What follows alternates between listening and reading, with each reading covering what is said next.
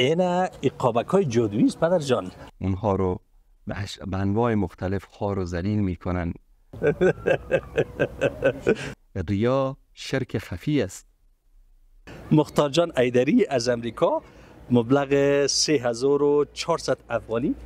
در چند سال اخیر بعد از این انقلابی که در سوشال میدیا و اینها رخ داد، بعضی از عزیزان ما هستن که کمک میکنن. من 3 طایفه رو در اینجا مورد خطاب قرار میدم. یکی کسانی که کمک میکنن، بیشتر اینها برادران و خواهران ما هستن که در اروپا و آمریکا زندگی میکنن. الله سبحانه و تعالی بهشون داده، یا تجارت میکنن یا از اون اموالی که بهشون کمک میشه از اون یا پسنداز میکنن و با نیت و قلب پاک میخوان برای فقرا و مستمندان کمک بکنن. نصیحت من به این عزیزان این است که وقتی شما پولتان را میخواید کمک بکنید، اولا سعی و تلاش بکنید، جستجو بکنید. اگر میشه خودتون برید و با دست خودتان این اموال رو و این پولهایی رو که میخواید کمک بکنید در بین مردم، در بین فقرا تقسیم بکنید. ثانیاً اگر خودتان نمیتوانید بروید، به دنبال کسانی باشید که انسانهای صادق باشند، انسانهای امین باشند که این پول شما را، این صدقات و خیرات شما را کامل و بدون کم و کاست به فقرا و مستمندان برسانند. سوم این که به جای اینکه مردم رو عادت بدید به گدایی و به اینکه محتاج شما باشن هر سال و هر ماه به آنها کمک بکنید، تا حد توانتان بیایید برای مردم پروژه های اقتصادی که حالا لازم نیست که حتما مثلا کارخانه‌ای باشه که 1000 نفر و 2000 نفر کار بکنن. این شکل از پروژه های بسیار کوچک، پروژه های زراعتی مثلا کشاورزی شروع بکنید و مردم رو به کار بگمارید تا بتونن خودشون روزی حلال از آنجا کسب بکنن، کار کنن، زحمت بکشن و پول به دست بیارن. به این شکل به قول بعضیا میگن سرومی عادت دادن که طرف تو خونه بشینه که مانه مثلا از اروپا یا از آمریکا براش کمک میاد. به این شکل عادت دادن مردم رو به تنبلی، به گدایی یا گداپروری، این شایسته نیست. اما شاید بعضی از کسانی باشن، خانوادهایی باشن، بیوه زنانی، یتیمانی، انسانهای بیماری، سالخورده‌ای که شاید نتونن کار بکنن، اینا مستثنا هستن. میشه به اینها از صدقات و خیرات کمک کرد. گروه دوم کسانی هستن که این کمک ها رو به مردم میرسانن و روی سخن ما در برنامه امروز با آنهاست. اینها کسانی هستن که صفحاتی دارن، در بعضی هستن که به شکل پنهانی این کارا رو انجام میدن. حالا اگر گزارشی هم آماده بکنن بین خودشان و بین کسانی است که کمک میکنن، اما تعدادی از برادران ما هستن که از نیتها الله سبحانه و تعالی آگاه هست، صفحاتی درست کردن در یوتیوب، بعد به اشکال مختلف مردم رو در صفحات جمع میکنن، اونها رو به انواع مختلف خوار و ذلیل میکنن. شاید این نیتشان نباشه، اما این کاری که میکنن دقیقاً ذلیل کردن، خوار کردن، توهین و اهانت به یک انسان مستحق و انسان محتاج است. در صفهای طولانی مردم رو جمع کردن، بعد از اون این رو فیلم برداری کردن، تک تک مردان و زنانی رو که این کمک ها رو میگیرن از اونها فیلم گرفتن و اونها رو مجبور کردن که بیان اظهار شکر و سپاس بکنن از کسانی که به اینها کمک کردن. این عمل خیلی یک عمل زشتی است، عمل ناپسندی است. همونطوری که شما برای خودتون شخصیت دارید، همونطوری کسی که کمک کرده برای خود شخصیت داره، این فقیر و این محتاج و این انسان مستمندم شخصیت داره. این هم یک انسان است. امروز امکان داشت که شما جای او قرار بگیرید، امکان داشت که همون کسی که کمک کرده شاید در جای این انسان قرار میگیره. برای الله سبحانه و تعالی همه چیز. ما دیدیم در این 30-40 سال اخیر که چه انسانهای قلدر و ثروتمندی بودن که در کوچه و بازار گدایی کردن و چه گداهایی بودن که قلدر و ثروتمند شدن. برای الله سبحانه و تعالی همه چیز آسان است، اما به این شکل مردم رو جمع کردن، فیلم گرفتن، چهره های اونها رو نشان دادن، این بازی کردن با آبرو و با حیثیت و با شخصیت مردم است. امروز برنامه‌های مونتاژ هست. شما اگر هدفتان این است که بعضیا دلیل میارن میگن ما به خاطر این فیلم برداری‌ها رو انجام میدیم که مردم تشویق شوند، بسیار خوب، کار خوبی است مردم تشویق شوند، چهره‌های کسانی که این کمک ها رو میگیرن بپوشانید. فردا تصور بکنید که فرزند همین شخص در یک مدرسه هست و همکلاسی های او فیلم پدرش را دیدن که در یک صف دریافت کمک وایستاده، بعد این خبرنگار یا این یوتیوبر میاد و با اون مصاحبه میکنه، با عزتش، با شرفش، با حیثیتش بازی میکنه، حتی سوالایی میکنن که سوالایی که واقعا طرف در حرج واقع میشه، اما محتاج است، فقیر است، نیاز داره، تحمل میکنه، از دلش خدا خبر است، اما هیچی نمیگه. به خاطرشی بخاطر که همون 4 قرانی رو که تو میخوای به او بدی بگیره، چون در پشت سرش خانواده ای است که به نان خوردن محتاج هستن.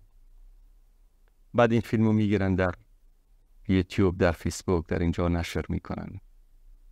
خب اوکی، ما میگیم که شما مثلا به خاطر تشویق دیگر این کار انجام میدید، حداقل این چهره رو بپوشانید. امروز برنامه هایی است که میتونید فقط چهره یا اون شخص رو بپوشانید، ملامحش رو بپوشانید که اصلا شناخته نشود، از اسمش نپرسید، از قریه و از کوچه و گذرش نپرسید.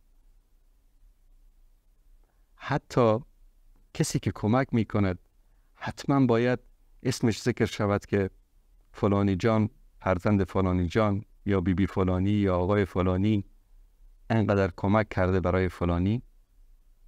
در اینجا خطر ریا وجود دارد و ریا یکی از ابواب نفاق است. ریا شرک خفی است. رسول الله صلی الله علیه و آله و سلم می‌فرمایند آنچه که میترسم برای شما شرک خفی است. شرک خفی که انسان یک عملی رو که مثلا صدقه دادن، خیرات دادن، زکات دادن، کمک کردن به مردم، این عملی است که باید در او اخلاص باشد. اخلاص به این معنی که این عمل خاص برای الله سبحانه و تعالی باشد. به مجردی که شما هدفتان این شد که اسمی از شما گرفته شود، 4 نفر مردم ببینن که شما به فلانی کمک کردید، به اندازه یک سر سوزن در قلب شما این احساس ایجاد شود، این می شود شرک پنهان. چون شما تعدادی از انسانهایی رو که شما از اونها توقع تعریف و تمجید خود را دارید رو در این اخلاص شریک کردید. اخلاص یعنی چی؟ خاص یک عبادت رو انسان برای الله سبحانه و تعالی انجام میده و توقع این رو هم نداشته باشید. مادامی که پولتان رو دادید به یک انسان که فکر میکنید صادق و امین است، میتوانید یک فیلمی، تصویری، عکسی، گزارش پنهانی بین شما و بین طرف باشد. اگر میخواهید یقین حاصل بکنید که این کمک های شما به دست مستحقین رسیده، نه اینکه طرف بیاد این رو در سوشال میدیا پخش بکنه. اصلا مثل بازی های تلویزیونی برای مردم اشکال و انواع مختلف بازی هایی رو درست کردن و خنده و شوخی و مسخره کردن مسلمان ها. واقعا این کارهایی است که شایسته مسلمان و یک انسان مؤمن، انسانی که به الله سبحانه و تعالی اعتقاد دارد نیست. من 1-2 تا کلیپی رو که دوستان فرستادن این رو خدمت شما عزیزان پخش میکنم، ببینید که با چه وضعیتی با آبروی مردم بازی میکنن. این اقابک های جادویی است پدر جان. اصلی کاره. خب ایناله یک تانه انتخاب کن. امیر انتخاب کردی؟ بسم الله الرحمن الرحیم.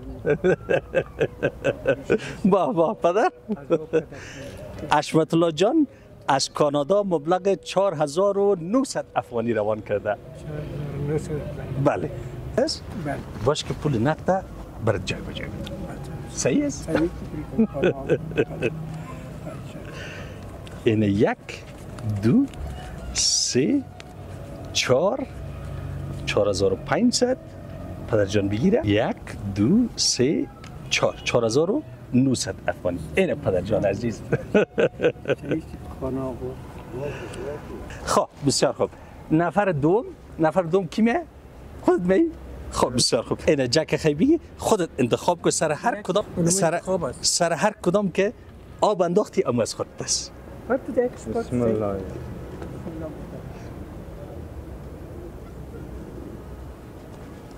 با مختار جان ایدری از امریکا مبلغ 3400 افغانی روان کرده که از جمله 2000 افغانی چه برات سودا خریداری شده، 1400 افغانی پول نقد داره. تشکر. خیر ببینید. بله عزیزان، این نمونه بود از مثل یک بازی، مثل یک سرگرمی درست کردن برای مردم. یعنی حتی امروز در افغانستان همین امکانات تماس ویدیویی از طریق واتساپ و بقیه برنامه وجود داره. طرف کمک کرده، میری در خانه یک محتاج، یک تماس ویدیویی میگیری با طرف، با فلانی جان که از کانادا کمک کرده، برادر تو مثلا اینقدر فرستاده بودی، این طرف دوربینو برگردان، بهش این پول رو دادم، خاطر جمع باشه. نیاز نیست که اینها رو بگیرید به این شکل در صفحات اجتماعی پخش بکنید و با آبروی مردم بازی بکنید. کلیپ دیگری رو میبینیم. این انتخاب میکنی یا ایره؟ نه این انتخاب میکنه. وای ماشاءالله. خوش آمدید. یعنی که داخل از جیسه که چی هسته؟ واسش کسایی که چیه؟ ای ماشاءالله، ای ماشاءالله، ای ماشاءالله. نه واس کسایی که چی هسته؟ خداوند کم نکنه. اینه پدره 1 2 3 4 5000 افغان. خیر باشه خداوند. ما میگه در چه دید بزنی خداوند تو گنج کمال کنه. آمین. سلامت باشی. نوش جانت پدر. واقعا که تقریبا میگی پدر جان این نانم از خودت باشه. شما می توانید چهرهای این اشخاص رو بپوشانید تا که حداقل کسی نشناسه، شاید فامیلی، خیشی، فرزندی، نوهی. شما کجا میدانید که این طرف مثلا قبلا چی کاره بوده، چه انسان با آبرویی بوده؟ امروز روزگار اینطوری شده که تلک الایام نداولها بین الناس، محتاج شده، فقیر شده. شما بیایید با آبروی مردم به این شکل بازی بکنید و مردم رو تصاویرشون رو پخش بکنید. چقدر طرف شخصیتش خورد میشه، چقدر دلش میشکنه. و ما نباید که این گونه با مردم رفتار بکنیم. الله سبحانه و تعالی در قرآن کریم در سوره بقره آیه 262 یک نصیحت بسیار زیبایی رو برای ما میگه که ثم لا یتبعون ما انفقوا منا ولا اذى لهم اجرهم عند ربهم ولا خوف علیهم ولا هم یحزنون. کسانی که انفاق میکنن، کمک میکنن به دیگران و بعد از این که انفاق کردن، کمک کردن، منت نمیگذارند، اذیت نمیکنند، منت نمیگذارند و اذیت نمیکنند. چه بسیار هستن امروز کسانی که یک چارقرانی به کسی کمک بکنن، به هر روز به رخش میکشن که اگر من به تو کمک نمیکردم تو فلان میشدی، من بودم که به تو کمک کردم، فلان یادت رفته که من فلان عملی رو برای تو انجام دادم. اگر برای الله متعال انجام دادی که نباید ذکر بکنی، پاداش هم از الله متعال میگیری. اذیت باور کنید هیچ انسانی که با شخصیت باشه، با آبرو باشه، با عزت باشه، به این راضی نمیشه که کسی بیاد اینطوری فیلم ازش بگیره بعد پخش بکنه. بسیار این کسا شاید اصلا خبر ندارن از اینکه ازشون فیلم گرفته شده و تو میای این فیلم ها رو پخش میکنی و آبروی اینها رو میبری. این اذیت است. این همان اذیتی است که الله سبحانه و تعالی از او منع کرده. کسانی که منت نمیگذارن، اذیت هم نمیکنن و در این اذیت اگر کسانی که کمک کردنم راضی باشند، اونها هم از نه تنها که اجر و پاداشی نخواهند گرفت، بلکه گناهکارم میشن خاطر اذیت کردن یک مسلمان. کسی که منت نمیگذاره، اذیت نمیکنه، الله متعال چی میگه؟ لهم اجرهم عند ربهم، پاداش آنها در نزد الله سبحانه و تعالی، ولا خوف علیهم ولا هم یحزنون، نه ترسی بر آنهاست و نه اندوهگین میشوند. کسانی که وقتی انفاق میکنن مردم را اذیت نمیکنن.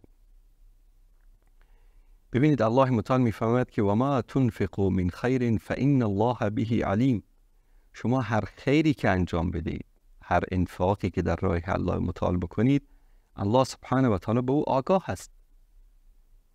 نیاز نیست که مردم آگاه بشن، کافی است که الله سبحانه و تعالی آگاه است. الله متعال از قلب شما، از نیت شما، از اعمال شما آگاه است.